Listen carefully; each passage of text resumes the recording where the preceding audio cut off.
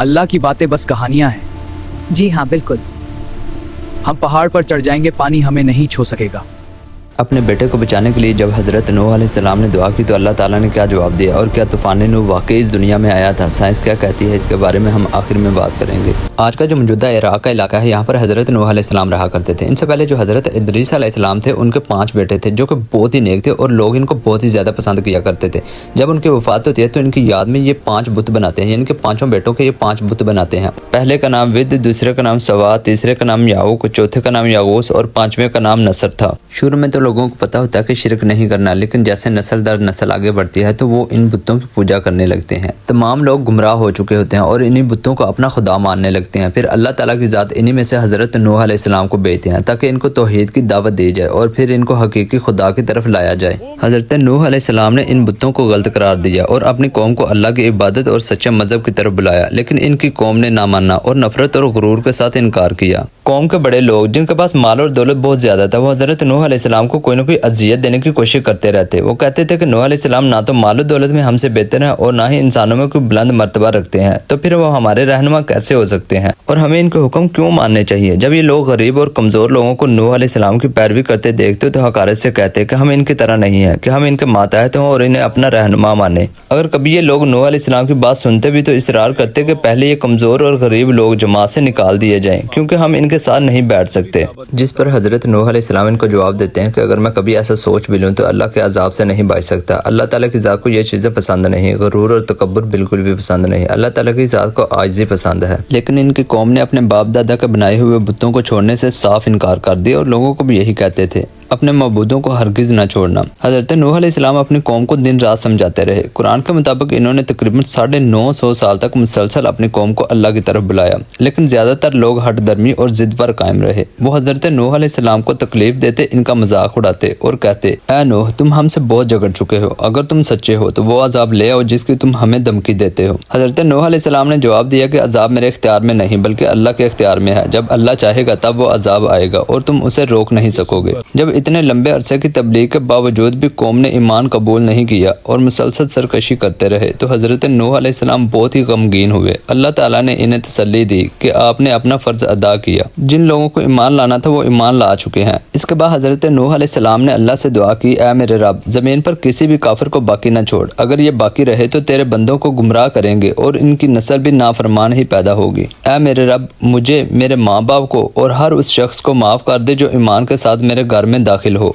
और तमाम ईमान वाले मर्दों और औरतों को माफ़ कर दे। अल्लाह ताला ने हज़रत नूह अलैहिस्सलाम की दुआ कबूल फरमाई और इन्हें हुक्म दिया कि एक बड़ी कश्ती तैयार करें ताकि ईमान वाले इस आने वाले अजाब से महफूज रह सकें। हज़रत नूह अलैहिस्सलाम ने दरख्तों की लकड़ी से कश्ती बनाना शुरू कर दी। यह कश्ती बहुत बड़ी और मजबूत थी और इसमें कई मंजिलें थी। इसकी लंबाई तकरीबन 450 फीट, चौड़ाई 75 फीट और ऊंचाई 30 फीट बताई जाती है, और इसके किनारे नीचे से ऊपर की तरफ कुछ झुके हुए थे ताकि तूफानी लहरों का दबाव बर्दाश्त किया जा सके। जब कुफार ने हज़रत नूह अलैहिस्सलाम को खुश्की पर कश्ती बनाते देखा तो वो उनका मजाक उड़ाने लगे। जब भी वहां से गुजरते तो तंजिया बातें करते और कहते कि यहाँ तो पानी नहीं, फिर कश्ती क्यों बनाई जा रही है। आखिरकार कश्ती तैयार हो गई। जब अल्लाह के अजाब का वक्त करीब आया तो पहली निशानी जाहिर हुई। जमीन के अंदर से पानी उबलना शुरू हो गया। फिर अल्लाह के हुक्म से आसमान से मुसलसल बारिश होने लगी और जमीन के चश्मे भी फूट पड़े। इस तरह जमीन और आसमान दोनों तरफ से पानी आने लगा। इसी दौरान हज़रत नूह अलैहिस्सलाम ने अपने बेटे को भी कश्ती में आने की दावत दी और कहा कि मेरे साथ कश्ती में सवार हो जाओ ताकि बच जाओ, मगर इसने गरूर से जवाब दिया, मैं किसी पहाड़ पर चढ़ जाऊंगा जो मुझे पानी से बचा लेगा। हज़रत नूह अलैहिस्सलाम ने फरमाया, आज अल्लाह के हुक्म से कोई बचाने वाला नहीं सिवाय उसके जिस पर अल्लाह रहम करे। हज़रत नूह अलैहिस्सलाम ने जब देखा कि इनका बेटा इनकी बात नहीं मान रहा, इन्होंने अल्लाह ताला की ज़ात से दुआ की, ऐ मेरे रब, मेरा बेटा तो मेरे घर वालों में से है और तेरा वादा सच्चा है और तू सबसे बेहतर फैसला करने वाला है। जिस पर अल्लाह ताला की ज़ात ने फरमाया, ऐ नूह, वो तुम्हारे घर वालों में से नहीं है क्योंकि उसके अमाल ठीक नहीं थे। बस तुम मुझसे वो बात ना मांगो जिसका तुम्हें इल्म नहीं।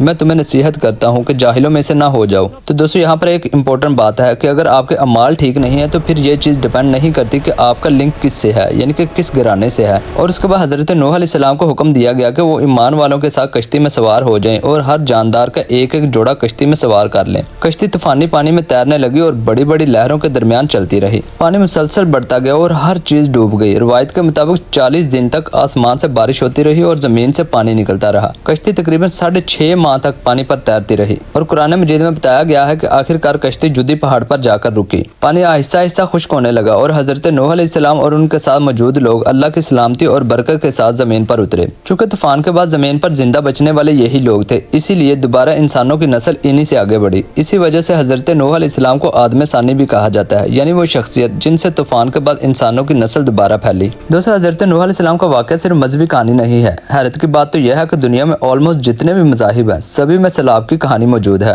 मिसाल के तौर पर कदीम मेसोपोटामिया की कहानी, यूनानी रवायात और मजहबी किताब जैसे कि बाइबल, तुरात और कुरान मजीद, इवन के हिंदू मजहब में भी सैलाब की कहानी मौजूद है। ये बात साइंसदानों को हैरान करती है क्योंकि मुख्तलिफ इलाकों की कहानियों में इतनी मुमासरत होना इस बात की तरफ इशारा करती है कि वाकई कोई बहुत बड़ा सैलाब आया था जिसका ताल्लुक इनके आबाओ अजदाद से था। साइंसदानों ने साइबेरिया में कुछ जानवर दरियाफ्त किए हैं जो बर्फ में महफूज हालत में थे। ये जानवर अचानक मर गए थे और इनके जिस्म, खाल और बाल आज भी बरकरार हैं। इनके मुंह में जो घास पाई गई वो भी उसी इलाके की थी और जाहिर करती है कि ये जानवर हादसे या अचानक सैलाब की वजह से मारे गए, क्योंकि अगर वो किसी बीमारी या शिकारी जानवर की वजह से मरते तो इनके जिस्म पर निशान या नुकसान के आसार नजर आते, लेकिन यहाँ ऐसा कुछ भी नहीं है। और भी मजीद देखा जाए तो जमीन की तहों में साइंसदानों ने मोटी रेत और मिट्टी की परतें दरियाफ्त की हैं जो आम मिट्टी से बिल्कुल मुख्तलिफ हैं। ये परतें बताती हैं कि कभी जमीन पर अचानक बहुत ज्यादा पानी आया था, यानी एक बहुत बड़ा सैलाब। ये परतें हजारों साल पुरानी है और सिर्फ आम बारिश या मामूली पानी के बहाव से नहीं बन सकती। इसी तरह पहाड़ पर भी पानी के निशानात मिले हैं, जैसे हिमालय, इंडीज और राकीज में। ये पत्थरों और जमीन पर ऐसे आसार हैं जो ये बताते हैं कि कभी ये इलाके अचानक पानी में डूब गए थे और ये कोई छोटा तूफान या मामूली बारिश नहीं थी। ये तमाम शवाहिद मिलकर जाहिर करते हैं कि जमीन पर कभी बहुत बड़ा अचानक सैलाब आया था। दुनिया में कई बार ऐसी कोशिशें की गई जिनका मकसद हजरत नूह अलैहिस्सलाम की कश्ती को तलाश करना था। ज्यादातर तलाश तुर्की के एक पहाड़ के करीब की गई जिसे जुदी पहाड़ कहा जाता है। तो दोस्तों, चाहे कोई दुनिया में दूर दराज के जज़ायर हों जो मुकम्मल तौर पर दुनिया से कटे हुए हैं या मुख्तलिफ मज़ाहिब की किताबें हों, तकरीबन हर जगह एक ही बहुत बड़े सैलाब का जिक्र है और कुछ लोग जैसे कि कश्ती में बच गए थे। तो आपके ख्याल में क्या ये हजरत नूह अलैहिस्सलाम के तूफान की तरफ इशारा करते हैं या नहीं? कमेंट सेक्शन में जरूर बताना।